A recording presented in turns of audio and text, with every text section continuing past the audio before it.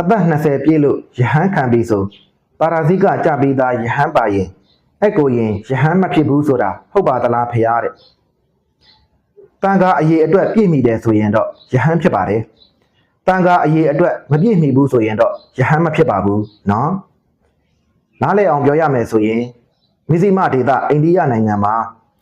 ယဟန်ခံမယ်ဆိုပါကအနည်းဆုံးတန်ခါ10ပါးရှိမှယဟန်ခံလို့ရပါတယ်မြန်မာနိုင်ငံလိုပစ္စံတရိတ်ဒေသမှာတော့ယဟန်ခံမယ်ဆိုပါကအနည်းဆုံးတန်ခါ9ပါးရှိမှယဟန်ခံလို့ရပါတယ်